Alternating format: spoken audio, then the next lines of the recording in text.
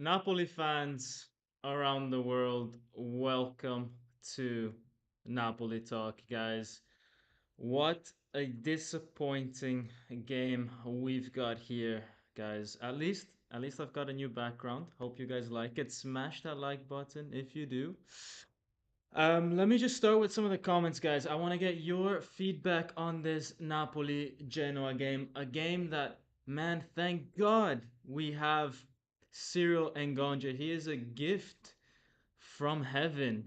This guy. He saved us against Verona. He's, oh, well, kind of to some extent saved us now against Genoa, but it's not enough. 1 point is not enough, and we need more. We need more from everybody else, from all the players, from Mazzarri. I mean, this has to be Mazzarri out. Probably it's not going to happen because we've got Barcelona coming up in 3 days.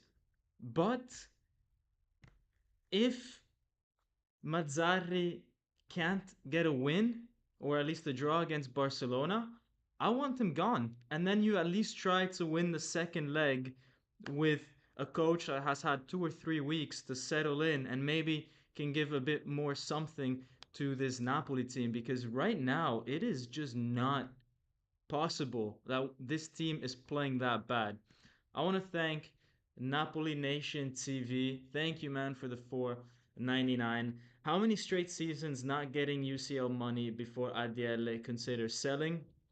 I think on his third straight season, then he would consider. Although I don't know if that's the right strategy, right? Because I think Adiele would always want to sell when his club is at its maximum potential. If he had sold this summer, he would have gotten so much more money from this team than if he sells this year, right? So I think he's always going to at least try to bring them back to the Champions League before eventually selling. But I don't even think De Laurentiis is interested in selling. If you guys saw my video on the press conference that he made, it's very clear he's got a vision for Napoli of what it needs to be in 5, 10 years time, and I think that his son is doing his youth academy at Bari, so that he can then take over from De Laurentiis whenever he has built up some more experience.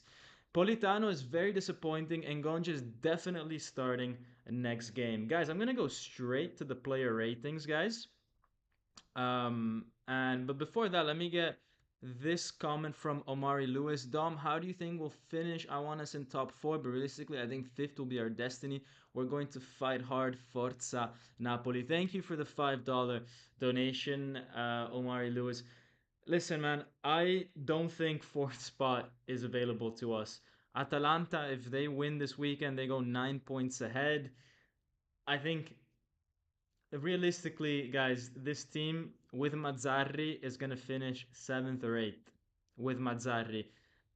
Maybe I'm late to the party. I know that there's other people that in this chat have always been saying, from the very first moment, what are we doing with Mazzarri? I thought he could give something to this team, at least motivation to this team. It doesn't seem like that is the case, and I think the earlier we can get rid of him, the higher the chances we have of getting a bit further up the table. Otherwise, it's going to be seventh or eighth. But fourth spot with Atalanta doing so well seems highly unlikely. Thankfully, Lazio won their Champions League game against Bayern, so maybe we're gonna get five teams in the Champions League um, for next season, and hope maybe we can get fifth, because I don't see Lazio or Roma or any of these other teams being that consistent. But I mean, out of all the seasons to be in this Champions League scrap, this is one of the worst, because you've got these outliers such as Fiorentina, Genoa, no, not Genoa, sorry, Bologna, um, that are actually quite strong this year, whereas maybe in previous years these two clubs weren't as strong. Roma is doing better than us, Temeto. They are, but I don't think that De Rossi has quite proven himself yet. We still don't know to what extent he's going to be able to lead Roma to a successful run of games. They had this new manager boost morale jump. I think he brought to Roma what Mazzarri was supposed to bring to Napoli, which is a bit of enthusiasm, someone that knows the club, the atmosphere. But it's clear that with De Rossi, it's that something extra, right? He's their one of their iconic players. He's young, brings fresh ideas. That's not the case with Napoli, guys. I'm gonna go straight into the player ratings. By the way, smash that like button if you like the new setup, the new background. If you guys noticed, there's these moving lines. Everything's a bit more. Feels like I don't know, like these windows are just nicer to the eye. Spent a lot of time on that, guys. So smash the like button if you enjoy this. It feels a bit more professional. Um, Roberio saying ciao Forza Napoli. At least always that, no? Forza Napoli. Guys, these are my player ratings. A bit harsh. Some of you guys mentioned Simeone, for example. Tamiya saying Simeone letting Kvara's pass go through his legs made me want to scream.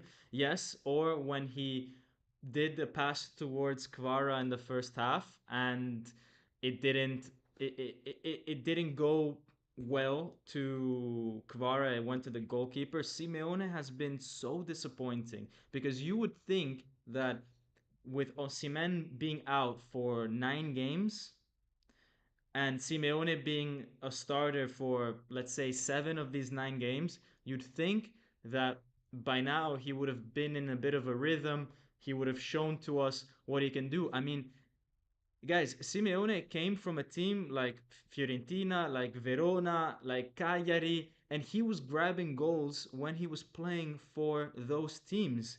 And those teams didn't have someone like Kvara feeding him the balls. He was playing for very average slash low end teams, and yet he was scoring 15 goals a season. Now all of a sudden, he's come to Napoli. Last year he did okay, but this year, when he's gotten the most playing time, so you'd think no excuses there with motivation and fitness and all that. You'd think he'd do better, but he's not, and this is super disappointing because I was one of those people that really rated Simeone, but I don't know. I guess maybe there's something that is not working with him right now, whether it's his fitness or I don't know what, man. But I don't. But this is super disappointing. And likewise for Politano, guys. Politano started the season very well, and then Garcia left, and all of a sudden Politano looks like the Politano of last year, maybe even worse.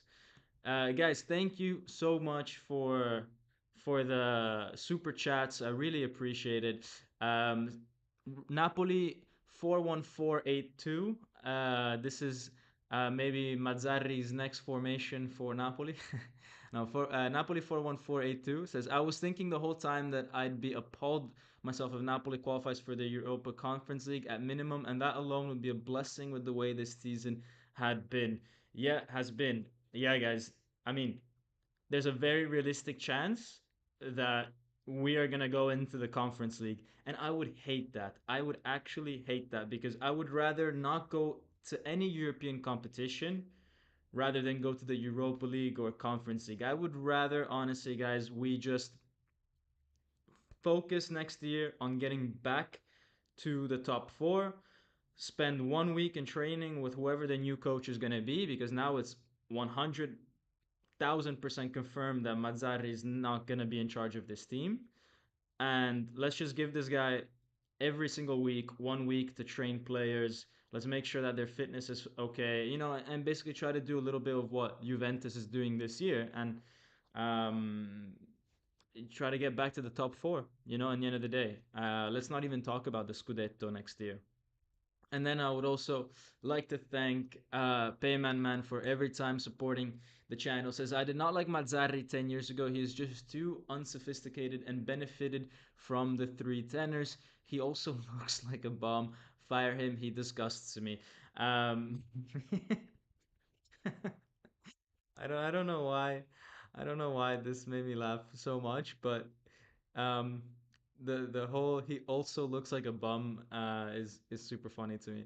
Um, but yeah, he look man. He first off, Payman's been saying that from the very start. He's been saying it from the very start that this coach is not the right guy. And when I was on the live stream, when he got appointed, saying, he can bring enthusiasm because Garcia killed all the enthusiasm, you know, Payman was one of those that said, no, he's not going to bring enthusiasm, or even if he does bring it for a little while, his lack of tactical awareness is going to catch up to him, and that's what proved to be the case.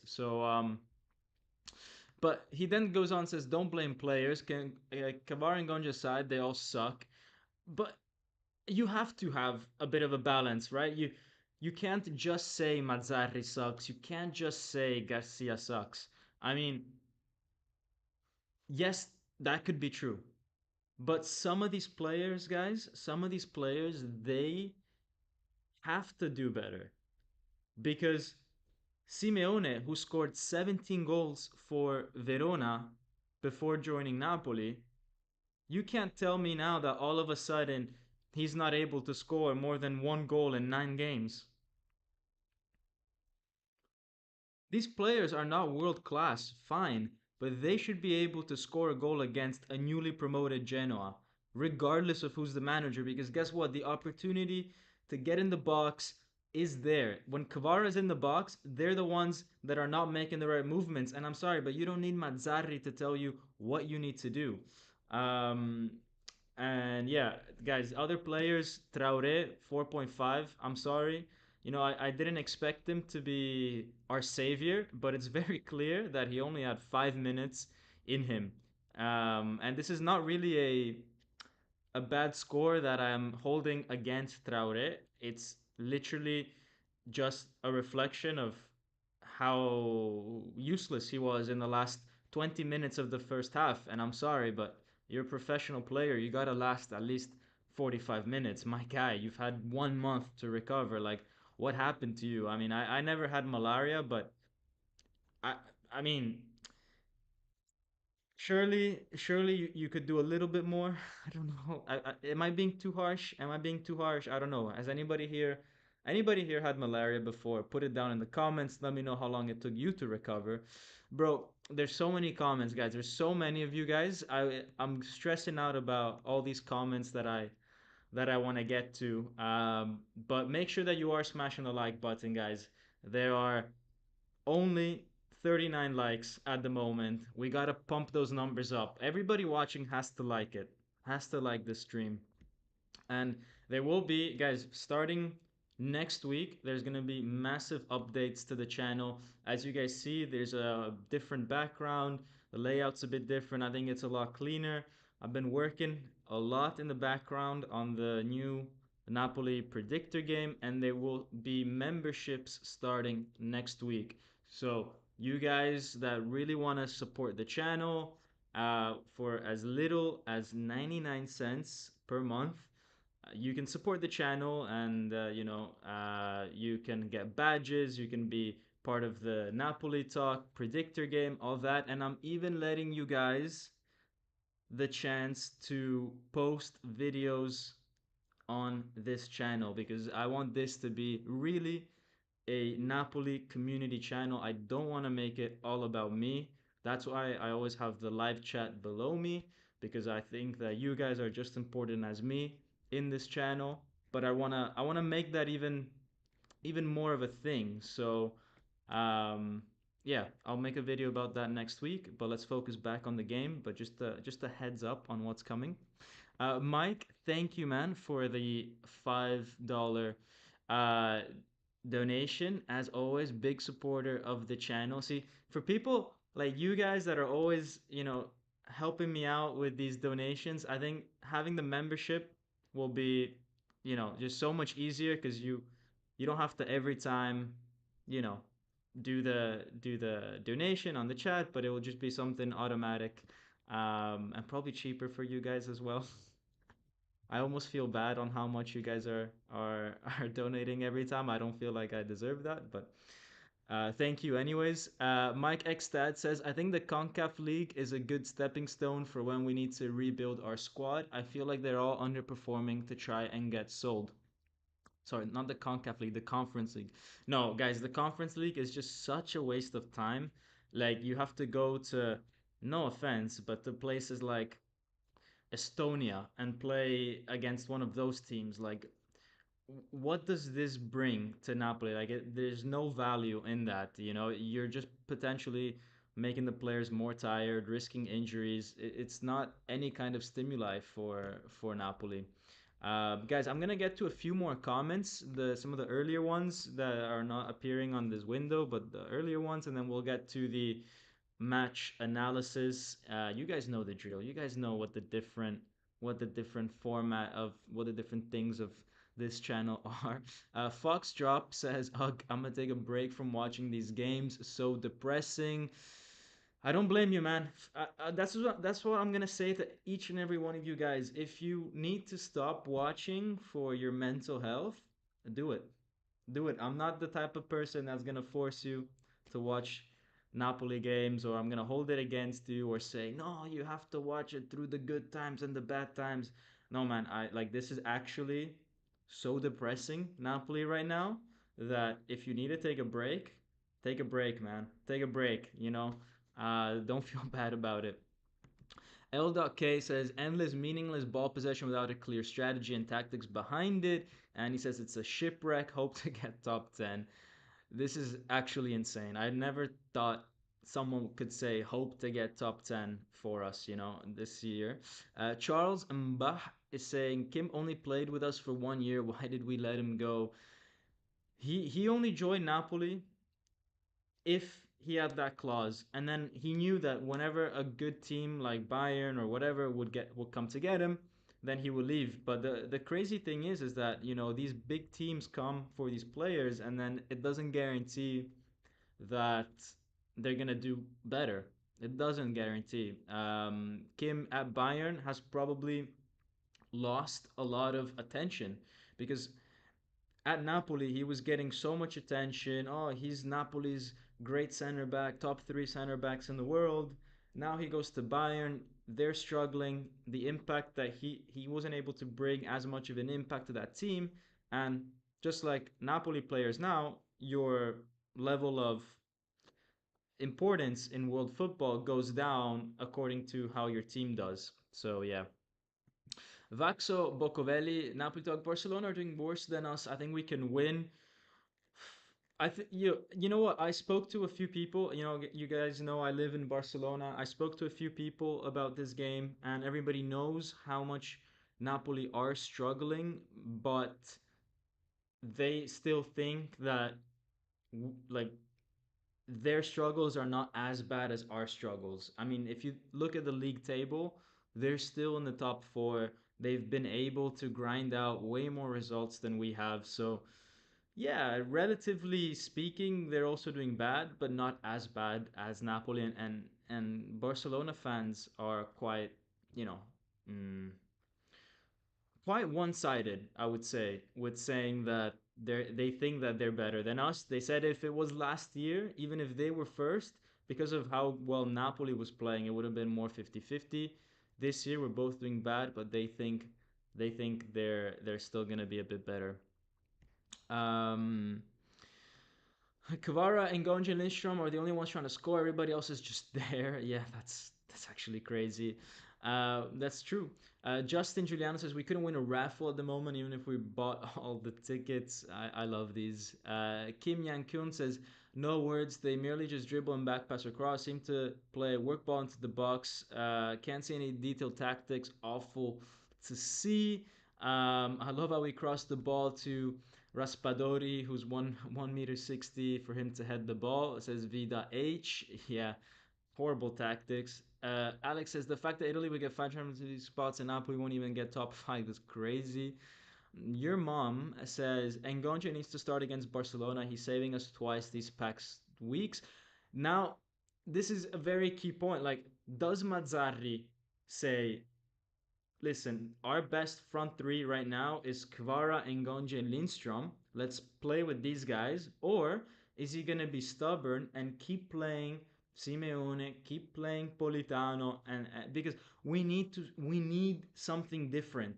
How many more chances are we going to give Simeone? How many more chances are we going to give Politano, who's not been performing since the last 3 4 months? And I know that Osimhen is gonna come back and maybe he's gonna get the place of Cyril and Gonj, but I would have loved to see actually Kvara and Gonj Lindstrom. If we're really gonna have to play Osimhen, let's see what kind of motivation he has for Napoli. If we're gonna play him, then obviously it's gonna be Kvara, Osimhen, and on the right it's between Lindstrom and Cyril and Gonj. I think Cyril is actually better when he's down the middle. I like it when he's getting inside the box. So I would rather at that point see Lindstrom start and keep Cyril Ngonge as a backup for Osimhen for like the last 20 minutes in case Osimhen needs a bit of a breather because apparently he's not fit enough to play even 20 minutes against Genoa. This guy, honestly, if Nigeria had one more game today, even if it was the other side of the world, he'd be playing. But for Napoli, he's gonna miss his connection. Everybody else, by the way, managed to get out of Ivory Coast perfectly fine, or out of Nigeria perfectly fine. The only guy in this whole world who had a problem was Osimhen. The only guy. And the guy who's earning the most money, it's not like he had to get Ryanair or EasyJet or whatever.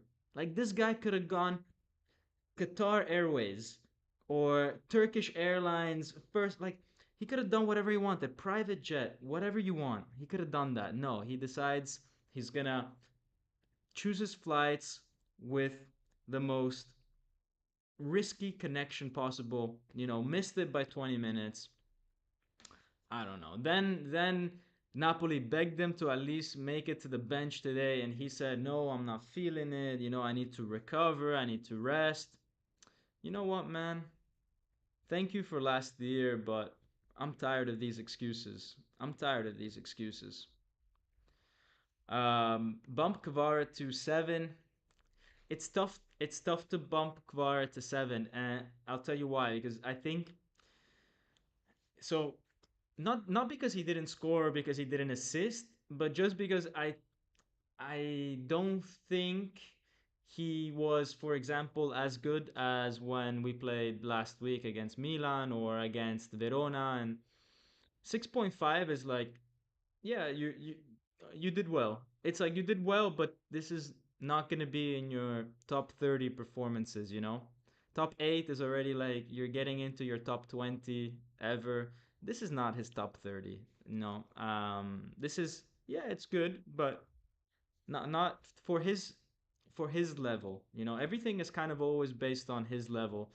And then yeah, obviously the man of the match is Cyril Ngonge with 7.5. Guys, I'm gonna go into the analysis of the game. There's many of you watching. I highly recommend you smash that like button. I don't know how many times I gotta tell you that, guys, to go ahead and smash that like button.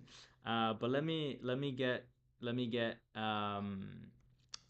to this analysis. Mr. 154 says, to be fair, Mazzarri made a lot of early subs. I think the early sub that he did between Ostigard and Nathan was the fact that Ostigard, I think he got a hit to the head in the first half, plus he had a yellow, and so that's why he was forced into uh, putting in Nathan. Nathan, in my opinion, is responsible for the goal, and we'll see why. Anyways, let's get to the game analysis, guys.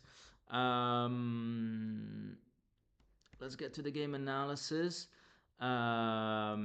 And then we'll get to some more comments. Okay, let me just put this comment up because I think it's interesting. But yeah, let's get to this one. So, first chance that Napoli had 30 minutes into the first half, which is already mm, obviously earlier there were a few moments inside the box where some players had some shots, but the first real opportunity where you say surely we're gonna score here came after 30 minutes. And here Simeone had such a good opportunity to pass the ball perfectly well to Kvara, but instead he passes it super long. Like, guys, this is not a hard pass. This is not hard. Most Serie B players could do this properly. Um, and then yeah, I mean that's the kind of pass he made, straight into the box. Whereas he just had to play it horizontal. Kvara had so much space, no one around him. He should just play that ball horizontally.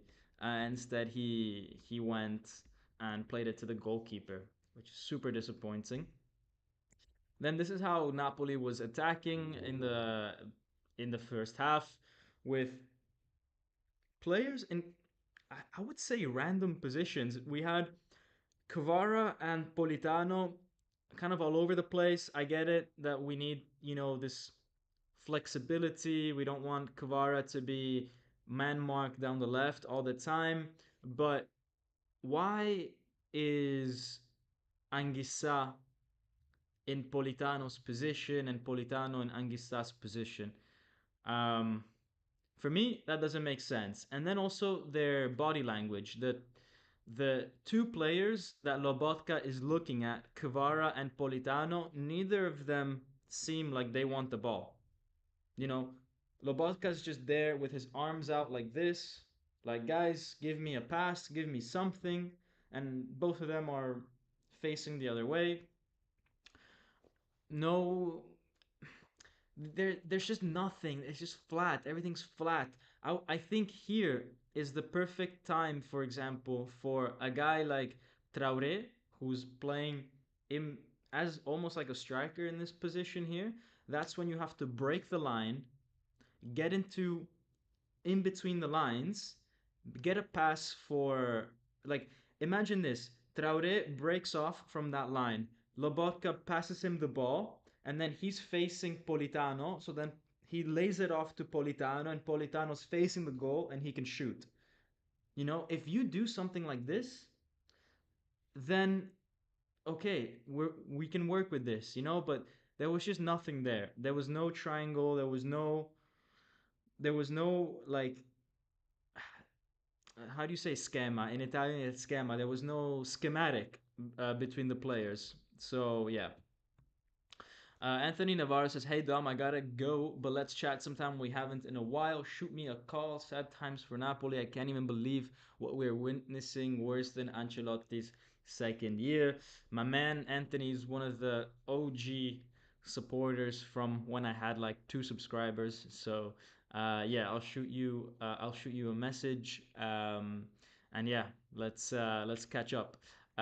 Real Rider 39 says, I think we need to sell Anguissa. He's sometimes clumsy and doesn't bring dynamic to the game. Anguissa, he's been having a bad season in that midfield as well. But the whole midfield has really struggled. The problem is that you if you start by saying we have to sell Anguissa, then where do you stop? Because he's better than Cayust, he's better than Gaetano, he's better than Donker, he's better than, from what we've seen today, better than Traore. So if you're gonna sell your second best midfielder, then you you have to start selling everybody, and I don't know how feasible that is. Paolo saying Kvara won't leave, guys. Fortunately, nobody wants him at the moment. He hasn't shown enough this year. I don't think so, man. As George is saying, everybody would love to sign Kvara. He's doing great in this team. I would say though, I would say there's a there's a spectrum. Where's the camera? There's a spectrum, right? Why are my hands not aligned? There's a spectrum where last year everybody would have wanted Kvara, but there were 2 problems. One, his price tag was very, very high, and he only had 1 season under his belt. He didn't, sometimes clubs like Real Madrid or Man City or these guys, they want you to show that you can do it for 2 or 3 years. This season, you've got Kvara not as good as last year, but that helps his price go down a little bit. Um, that could attract more clubs, instead of paying 120, maybe he's costing only 80 or 90. But again, he hasn't maybe he hasn't shown the same level of consistency as like a guy like Mbappe, right? Like if you take a look at who Real Madrid want, they want Mbappe because Mbappe has been consistent for 4 or 5 years, right? At that same level every year, 20 goals. So I think what he's missing right now for the next step is a bit of consistency, right? And clearly playing for Napoli, in this Napoli it's going to be tough because nobody is playing well and so everybody is suffering from an individual point of view.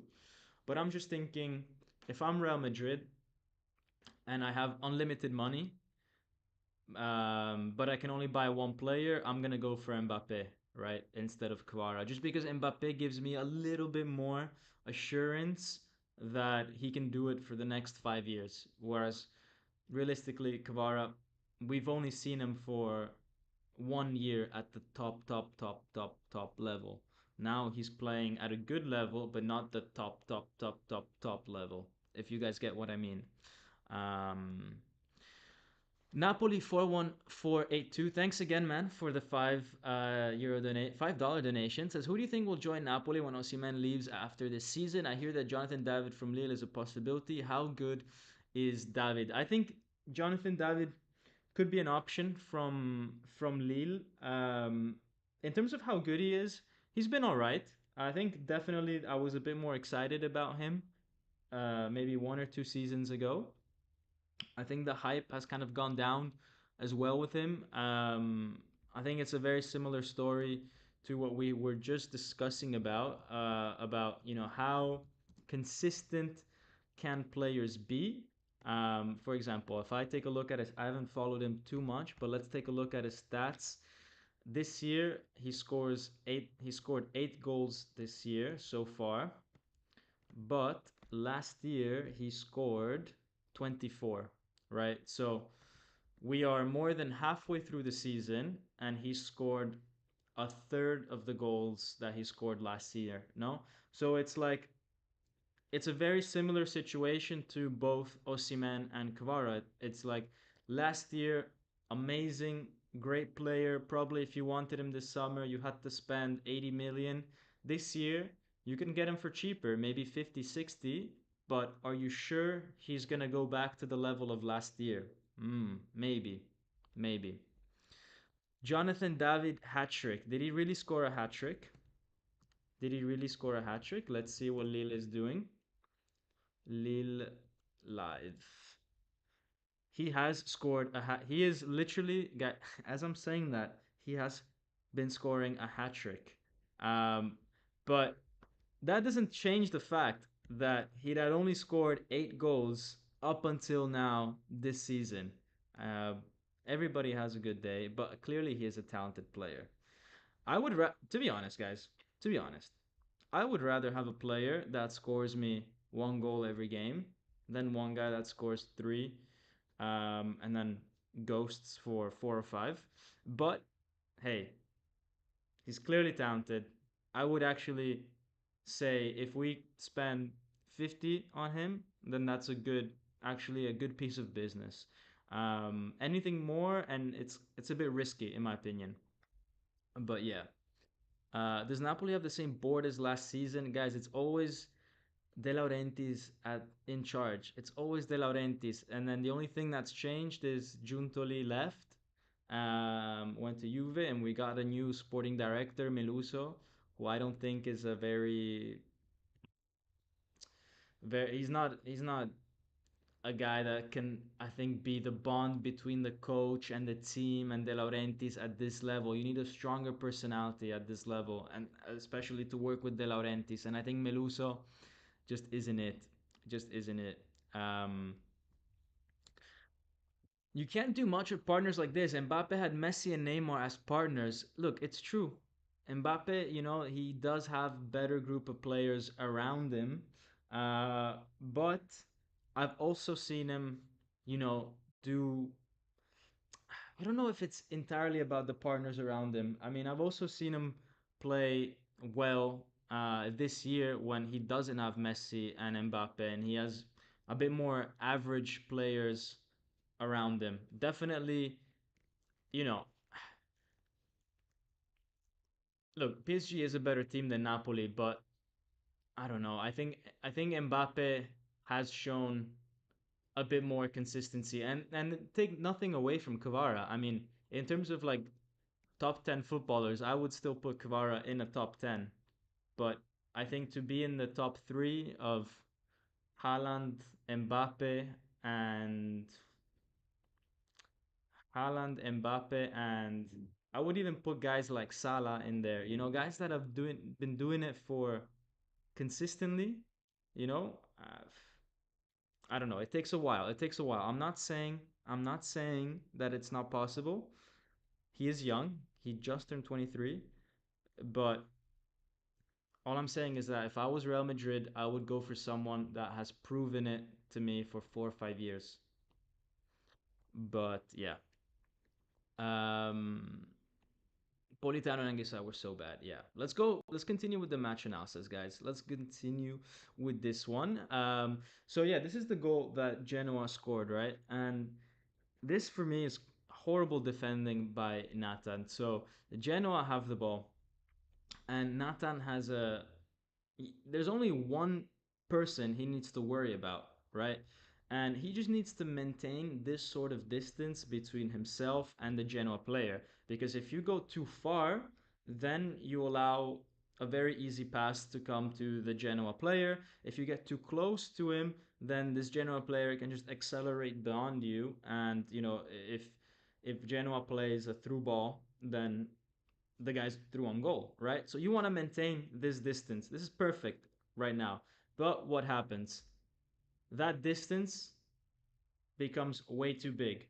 Nathan is ball watching the guy with the ball and loses sight of his man. At this point, Nathan has no idea where his man that he's supposed to be marking is, because he's got his back to him, he's looking at the ball. This gap has become double the size, if not triple the size. And when he does realize, obviously, this allows the pass to come in. When he does realize the pass is coming in, he's not aware of the situation that's in front, and at this point he's turned around, but he hasn't had the chance to really see what the situation is around him. He sticks out a bit of a weak foot. The ball is not cleared effectively. It travels down the middle of the box. Can you believe it? Down the middle of the box, and obviously a Genoa player is the first to arrive there, and beats Meret. Meret, honestly, no problem there.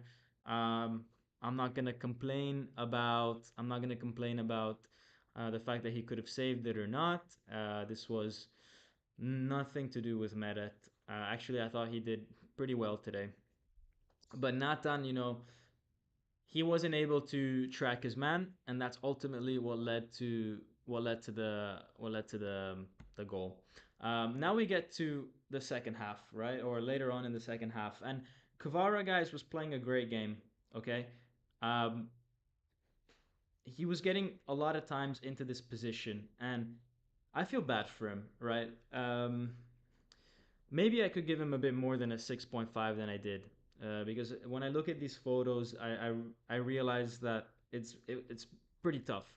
But what I really want to focus on is the fact that not only did he have to beat three guys, to get to this position, but we have five Napoli players in the box, five Napoli players, and five Genoa players. So you know it's 50-50 at this point on who's gonna win the ball, and consistently it's always the Genoa players. So we did well, we got in the box, but look at how static we are in the box. Everybody is just planted. No one's making a run front post, back post. Like I would love, they're just all static. They're all on the same line, and you don't need all these players on the same line. What you want is a bit of movement, a bit of, so ideally you have Politano second post, Simeone, he can tackle the middle, or maybe he drops back, and maybe Simeone drops back towards the penalty box, and Di Lorenzo overlaps him in his position. Anguissa maybe get a bit closer uh, to the 6 yard box. Uh, at this point, Engonge or maybe it's Traore. Traore, get right in front of the goalkeeper. Block his vision.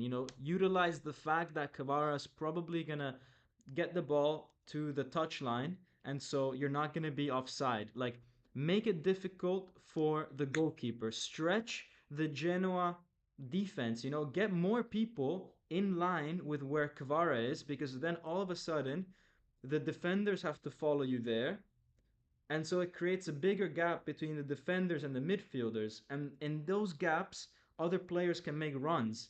But this is basic. This is basic football. It's basic. It's super basic. It's like you go to football academy, you go to a school, and this is what they teach you in your third class of how to attack the box. Utilize as much of the like stretch the defenders as much as you possibly can. Try to have one person in line with whoever's crossing the ball so that you stretch them out as much as possible inside the box, and other players are there making movements in the gaps that you've just created. But make runs, go second post, cut back, do the everybody is just static. Everybody just remains in that exact position for like 2 seconds. It's incredible to me that this team is not able to make the right kind of movement inside the box. It's honestly mind-boggling how bad this is. But what I really struggle with here is that it's not even the fact that, like, I don't even blame Mazzarri at this point, guys. I don't blame Mazzarri because you should know as a professional football player, if you're Politano here, you know that you need to make a run second post, regardless of who's your coach. It's just the run that you have to do. So this is why I also blame the players, because they're clearly not concentrated. Clearly not concentrated. Um, but yeah, it is it is what it is. I think they were waiting for a cross. Yeah, but you're not supposed to be waiting for a cross. You're supposed to be attacking the space, creating the space by stretching the defense, and then attack the space that you've just created.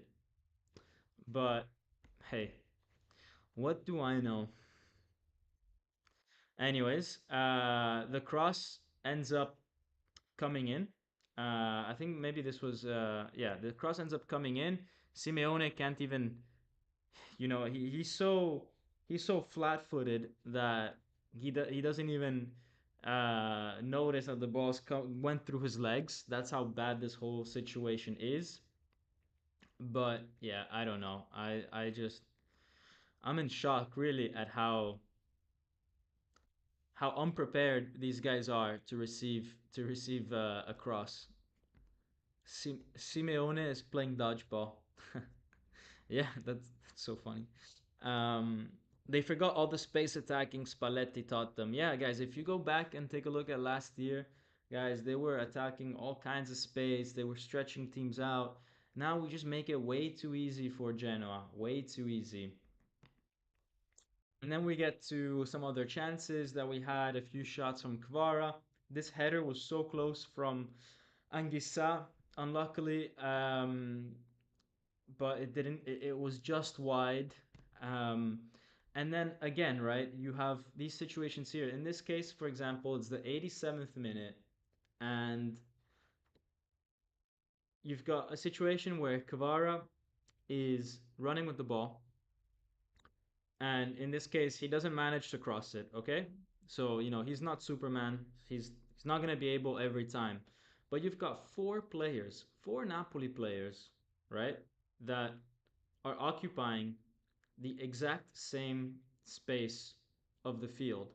Whereas you could have two of them there, one of them You could have in the second post, not where Di Lorenzo is, but let's say uh, behind the front man that we have, so to relieve some pressure from him, stretch that defender out, and then maybe you have one player where you have the X that I have that can support Kvara. So you give Kvara a 1-2 opportunity, or you at least give the defender a doubt in his mind on whether Kvara is going to pass the ball or not. But when you leave Kvara completely alone like this, of course it's going to be easier for the defender. And then guess what? Even if Kvara would have been able to get a cross in at this point, you would have had four people just standing there, you know? Just standing there. Um, no one's no one's helping out, no one's attacking the space. I really don't understand these moments here in the game, especially when it's so late. You know, Kvara and 10 Woodlogs on the field. Dom, bro, the whole time he was the only bright point through the whole team. 6.5, not fair. I, you know what, you know what? After having done my own analysis, I think I was just frustrated that I wish, you know, I wish some of these things ended up in an assist or a goal or something. But honestly, after having done the analysis and talked about the analysis, I do agree that I was too harsh on Kvara. So we will be changing his score live right now. And that's the beauty of doing things live, is that you can change things. You can just be like, I'm wrong. So let's cross off the 6.5, and let's give him a nice 7. Let's do that. Why did I put so many underscores? Let's go like that. All right. Wait. Let me do this better. Not an underscore. Let's do the thing in the middle. There we go. There we go. And then move that. All right. 7. It's a 7, guys. It's officially a 7. Give him 77. All right, let's do it. Let's give him 77. Vara gets the first 77 ever. What a player. 7.7. Fine. Fine. All right, no more modifications, guys. 7. You know why? Cuz I know I'm going to forget that I added this extra layer, and then next time I go live there's going to be a big 7.7 there, and I'm going to be like, god damn it, I should have remembered to get rid of it. But yeah, okay, fine. 7.7 to Kvara. But hear me out. For the Napoli talk match predictor thingy, I'm still having Cyril Ngonge as the man of the match. All right. Um, I can't believe, guys. By the way, I can't believe how little of you are playing that game. I have a big prize up for grabs at the end of the season. Like, you could win a game to. I was I was thinking of a Napoli game, but I don't think anybody wants to do that this season.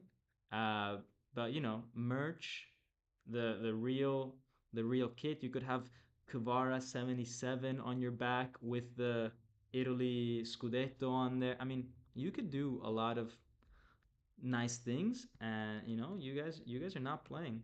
You guys are not playing. There's only like 20, 25 of you played. But hey, the ones that are playing, they're on it, and they are properly competitive. And who knows, maybe one of them is gonna win. A nice Kvara 77. Um, I don't feel good betting against Napoli this season. Yeah, I guess. Fair enough. Anyways, let's go back to, was the analysis done? No, we still have 6 more slides. Right. So we haven't even talked about the Napoli goal. Napoli here, finally, it's so funny how for all that Kvara did, In the end, it wasn't one of his crosses that we score from, but it was actually Oliveira. Oliveira's just like, yeah, I'm not gonna dribble past anybody. I'm just gonna hoof the ball in there. And the one time that someone makes a movement, Di Lorenzo finally makes a movement. He gets to the second post. You see, guys, what I'm talking about? Like, all you need is just someone that makes a run. He makes a run. It goes to Cyril Ngonge, and Cyril Ngonge has the lucidity, the brightness, the football brain to turn and shoot and score. Keeps it down, and he is such a good player. I'm so glad that we have him. Um, but yeah, what a guy! And this is what I don't understand. Then 2 minutes later, instead of thinking, okay, we have a guy who in the box showed us against Verona, and now just 2 minutes ago that he is able to, score. He's able to be reactive. He's got that quality in the middle. He was also the guy that won the header in the first place, so that we had possession of the ball to then score the goal. Why is he then taking these crosses? You should have him in the middle. If I was if I was Mazzarri, this is where Mazzarri for me is, you know, that's for me where he doesn't deserve a good rating. And this is where I really lose confidence in Mazzarri, because if you're Mazzarri at this point, you have to say, okay, his best position is in the middle, not crossing the ball. Yeah, he can cross the ball well, but there's literally one guy in this team that's able to score from within the box, that has proven to you that he's able to score within the box in the last 2 or 3 games. And what do? You put him on the flank to cross the ball. For what? For Raspadori. You want to cross the ball for Raspadori, who hasn't scored since last year. Put Raspadori there. Put Lindstrom, put someone else, but don't put the only guy that can win you the game from inside the box crossing the ball. So yeah, it's all these things, man, all these little things.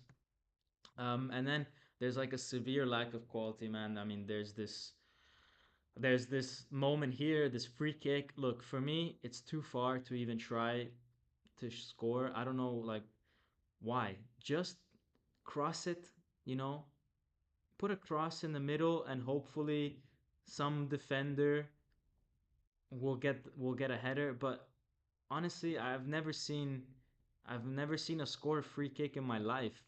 So why are we trying in the 97th minute to do this? Um, so yeah, am I a little quiet? Do I have to raise the volume a little bit? I can raise it a little bit. But yeah, it's because I moved back. So like this microphone is so sensitive. As soon as I moved back, it's like, oh, lost all type of lost all the decibels.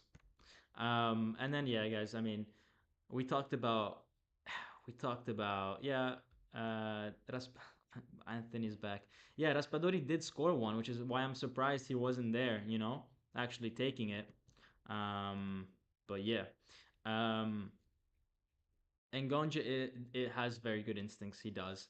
And then, guys, we did talk about Osimhen. I had him in the slideshow, but we already talked about him. So it is what it is. I hope that he comes motivated. He comes back motivated against Barcelona. That at least he feels like he has a personal point to prove. He's still trying to get himself a move out of Naples to PSG, to one of the bigger teams. Man, deliver in the Champions League. Do your thing in the Champions League. Show these clubs that you can, play at the top level. And yeah, do what you have to do. If you don't want to do it for Napoli, do it for yourself. So yeah, that was the analysis. Let's go to the press conference, guys. By the way, I hope you're liking this new layout. Like, let me know. No one has talked about it yet in the chat.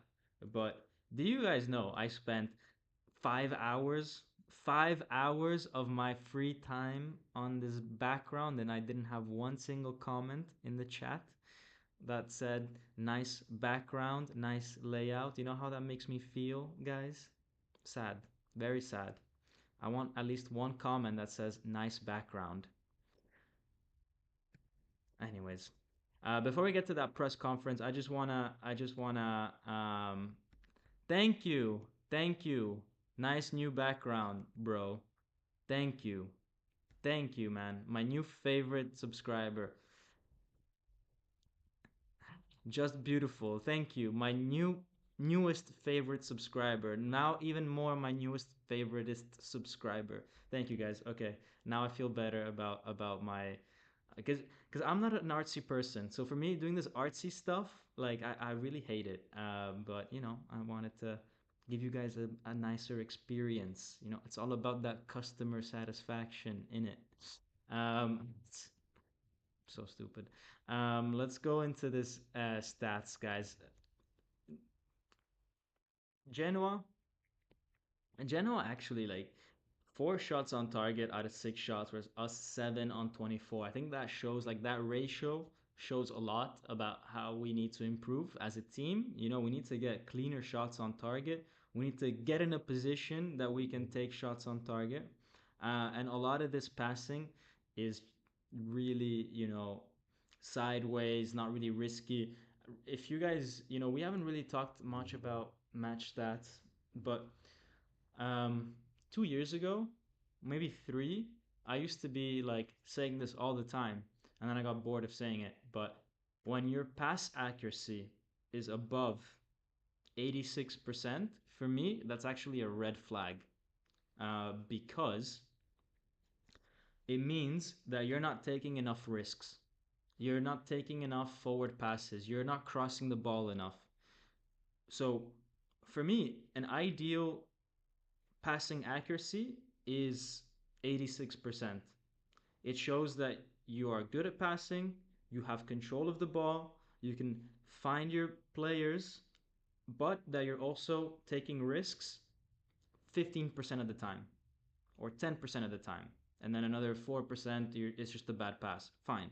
But when your passing accuracy is this high, 89%, for me, it's a little bit too much. It means you're not taking enough risks. So yeah.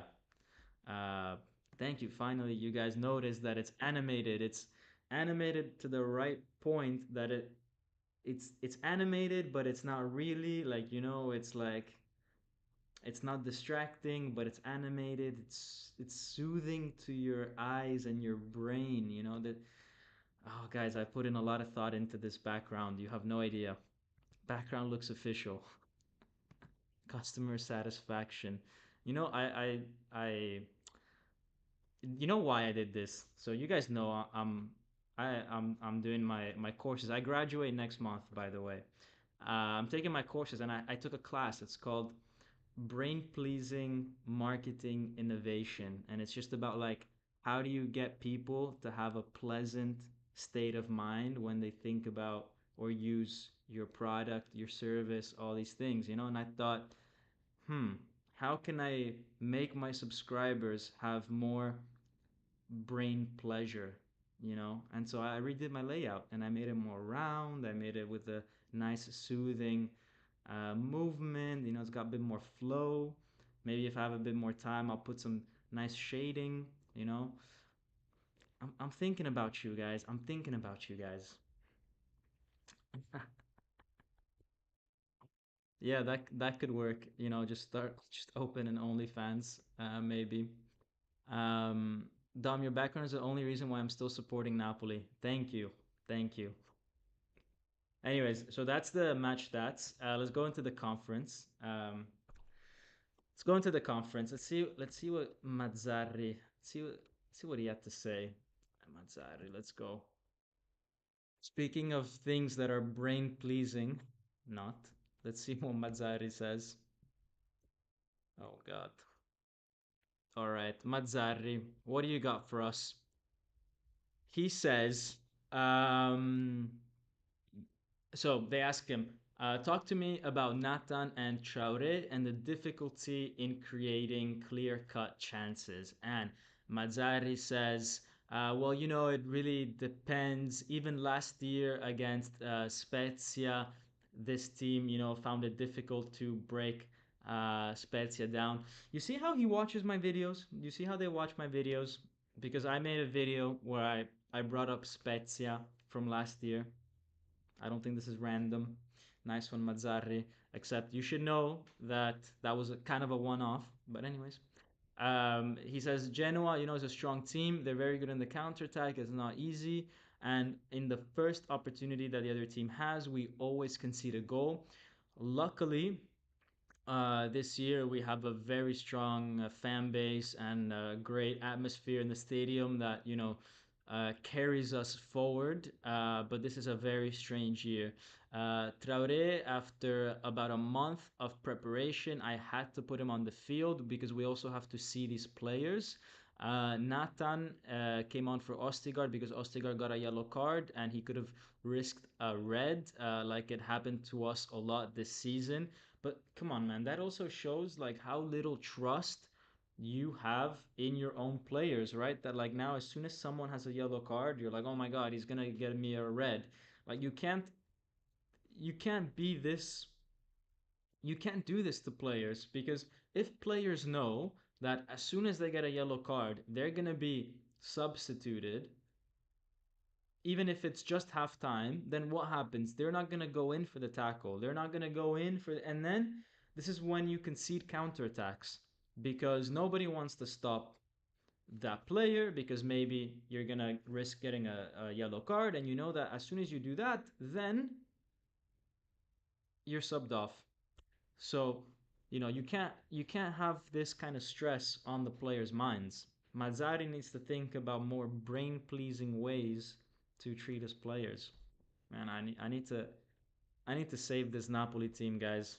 They need my wisdom. Kvara 7.5/8. I mean, I think he's a bit behind because we updated it. We updated it. Sometimes maybe good, sometimes maybe shit. I love that thing from Gattuso, man. Anyways, he says, I left Kvara on the field today. It was risky to do that. I said, be careful about your second yellow, but for us, I can't get rid of Kvara. And they ask him, is the team feeling the pressure mentally? And he says, of course, it's a very particular moment. This year, a lot of things happen, and January, a lot of new faces arrived. It's not easy for those that came in, and it's not easy for those that had been here before um, to to live this situation. We had a lot of the possession, but they say that I'm like anti-football. But man, Mazzarri, like, bro, just because you have possession doesn't mean anything. I mean, if your possession is sideways and you've only created 7 shots on target, then what good is this possession? Um, he's like, ever since I'm here, we never had less ball possession than the other team. But dude, that is like the bare minimum for this team. This team has to have always ball possession because this is a team that is on paper much better than the others. It has nothing to do with you. Even with Garcia, it was always like this. Um, I hate the fact that he thinks that just because you have ball possession, it means that you played well. Dude, like this guy is so out of touch. By the way, I don't know if you guys noticed. I'm gonna go back to the background because it's honestly just a much more pleasant discussion than Mazzarri. But I don't know if you guys noticed that I'm put myself at the top and the chat at the bottom. And that's specifically so that I can look at Mazzarri, and I chose this photo so I can look at Mazzarri in the eyes and look down on that man like I'm doing now. That was a artistic choice that I made. Anyways, let's move back to the Mazzarri's press conference. They ask him, "Are you thinking about leaving the club or whatever. And he says no because I knew about the difficulties. Garcia was not, the dumb kid in the block. There were very real, very objective difficulties for both him and I. I came here, I found some difficulties, I found some extra difficulties that I didn't expect to encounter. Um, but I don't have a magic wand where I can put the ball in the back of the net myself. If I had the feeling that these players were not following anymore, then I would think about leaving. But I also heard the words of Di Lorenzo. I heard the words of Zerbin in the past, and so I'm convinced that these players are still following me. So I don't know what Di Lorenzo says. We're gonna get to that later because if someone spoke, then yeah, let's hear them. Uh, Paolo is saying, Dom, how much would you charge to be my therapist? Dude, I would do it for free. This is free therapy.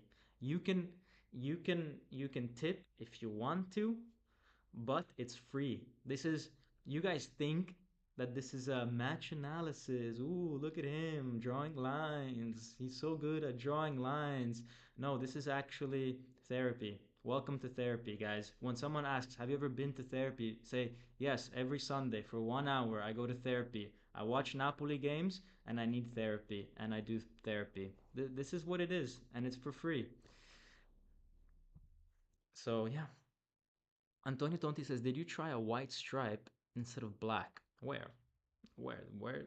Did I try a white stripe instead of black? Where?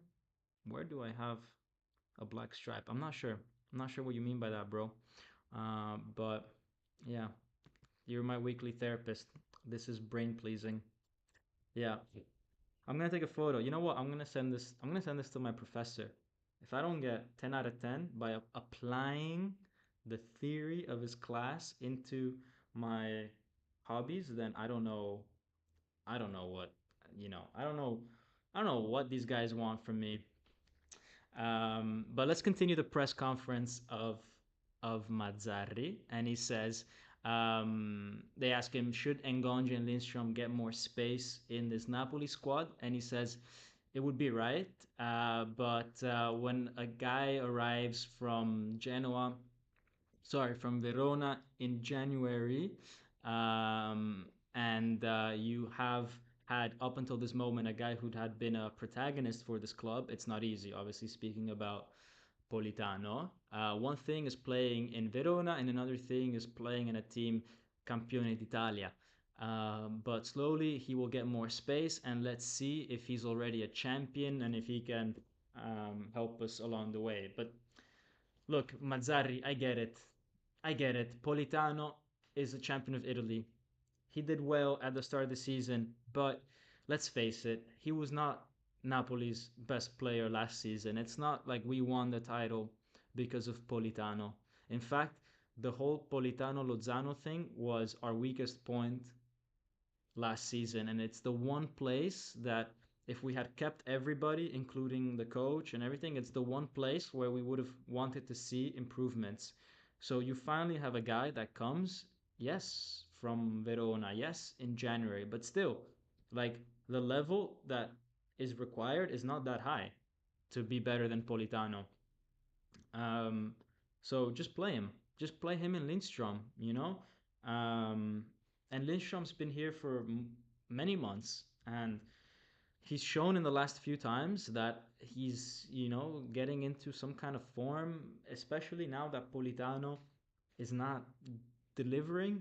I think I think it's time to play these guys. It's time to play them.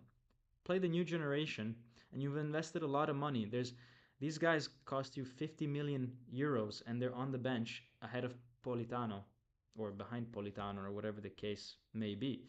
I don't know what's the right way to say it. Um, Great background, but you don't need white lines. It will look more sleek.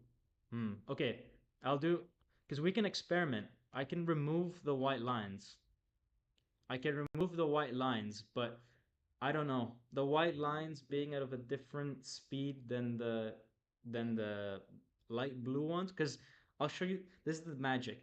There's a blue background, it's stationary. Then there's these light blue lines that are moving at, I don't know, let's say 1 meter per second. I know it's not 1 meter per second, but let's just whatever. And then there's these white lines that are going 3 times as fast, so like 3 meters per second. I know it's not 3 meters per second, but let's just pretend, just follow me there, and they're in the background. So sometimes they're hidden, and then sometimes they appear because they're in the background of these other lines. But now I got rid of them. You let me know if this is more brain pleasing to you than with the white ones. I like the white ones because it gave a bit more of like a neon kind of feel. Like, let me put them back now. See, now I've put them back, but they all happen to be behind the bright blue. So now they're hidden, but at some point they'll appear. But yeah, that's there's a lot of thought that goes into these things, guys. Anyways, let's move on to the last question, which was there's a lot of, a lot of the fan. You see the white lines coming up? There's a lot of disappointment with the fans, and they think that there's a lot of confusion.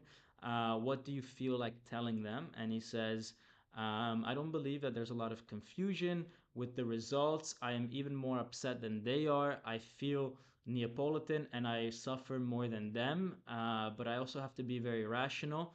And it doesn't seem like the game was that bad for me. The team is more or less doing the same things as last year. No way he just said this. But they're not able to score because the other teams close themselves very well. No, man, come on. Don't tell me this. And we're not lucid. Dude, Mazzarri, we are not playing like last year. The ball, we're not playing as many risky passes. We are not playing as vertical as we were last year. No way. We are side to side too much. And then we just rely on Kvara beating his man on the edge of the box, but no one's making a run to attack the spaces inside the box. We are not playing like last year. Last year, this was not the case. Um, if and he continues to say, if there was a player who I felt was not giving it his 100%, I would have already told the president to kick him out of the team. But it's not been like this. So that's that. Let's see what Di Lorenzo says. All right, let's see Di Lorenzo, what he had to say. So, boom, photo of the team in case one of the team players has something to say. So, Di Lorenzo is saying we're missing a bit of continuity within the game itself. There's some very good moments in the game, and there's some where we're not able to then be very concrete and concentrated. Um, they ask him, it seems to us like you guys always need a bit of a slap to the face before getting a reaction out of you guys. And he says, yeah, but it shouldn't really be like this. We shouldn't have to wait for something negative to happen to us for us to wake up. Today we did actually start pretty well. We were slowly, steadily coming out of there. But obviously, after the goal, um, we tried a bit more all-out attack, and we were lucky to score this goal. But let's see for the Champions League next week, and we don't have to think about what happens outside of the pitch, what happens in the stadium, what happens behind the scenes. We just have to play well.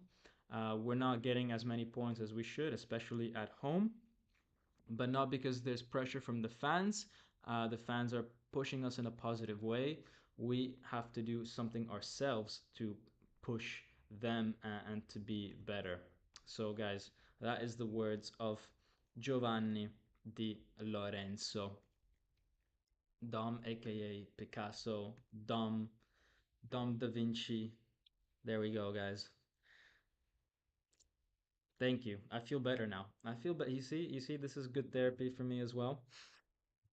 Tamiya saying that she likes the white lines.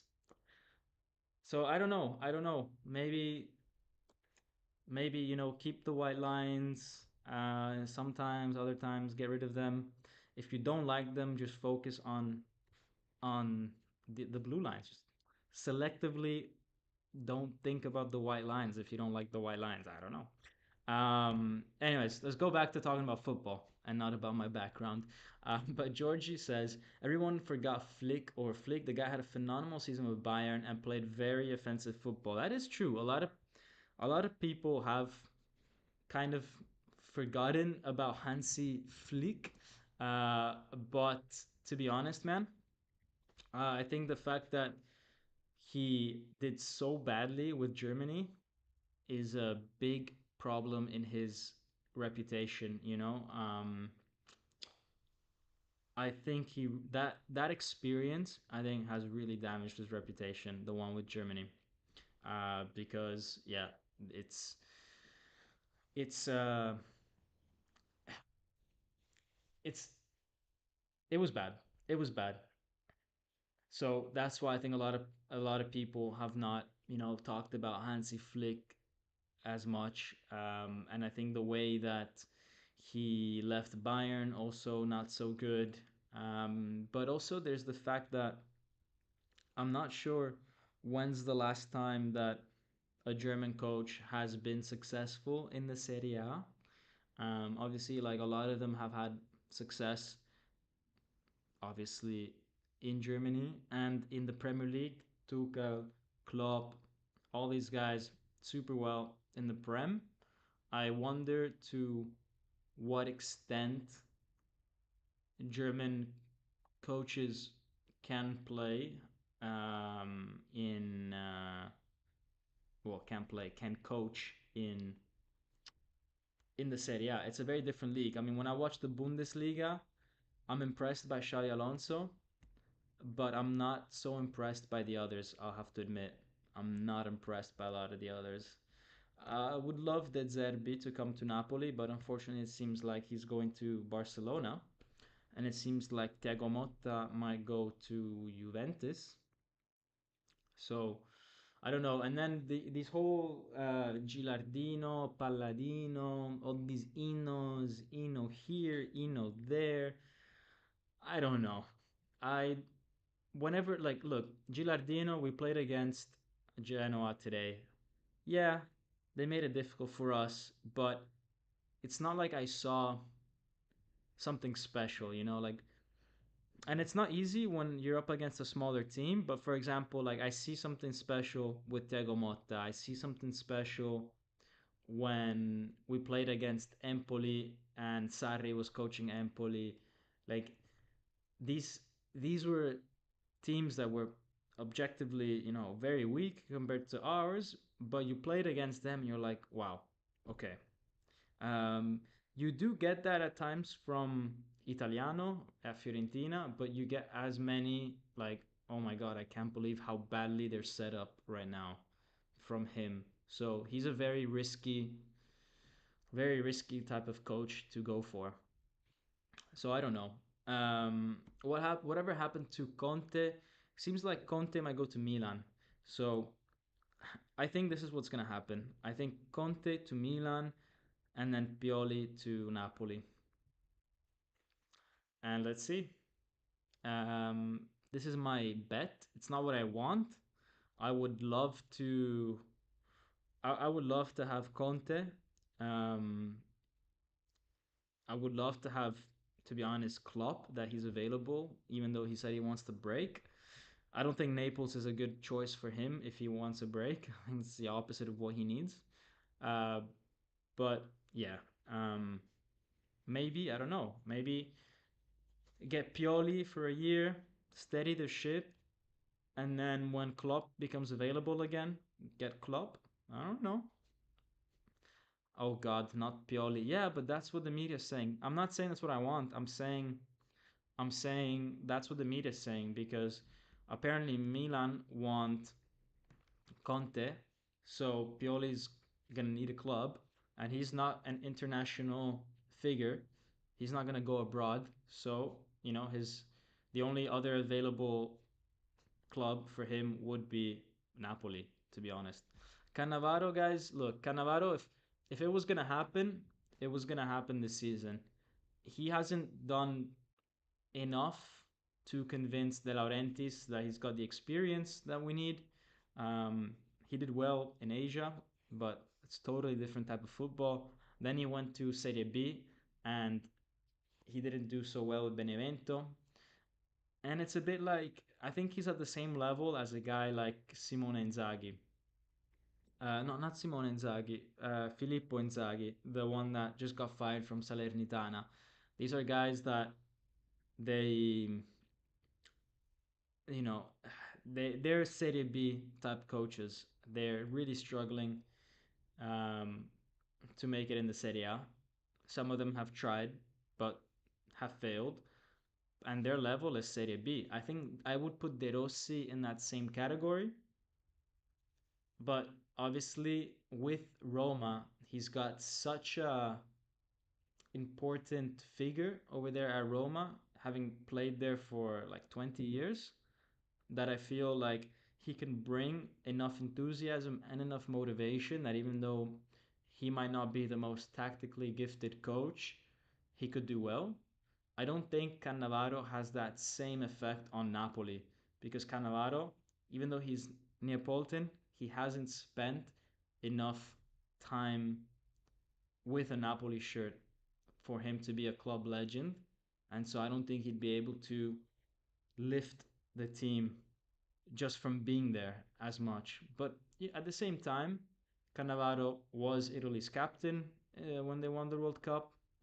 So he's got that over De Rossi. So I don't know. And Cannavaro has had a more impressive career than De Rossi has as a player. Won the Ballon d'Or, played for Real Madrid, won way more titles than De Rossi. So he's more used to being in certain situations.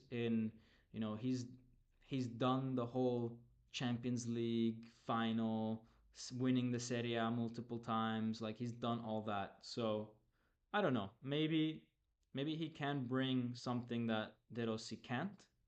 But also I feel like De Rossi, his connection with Roma is stronger than Cannavaro with Napoli.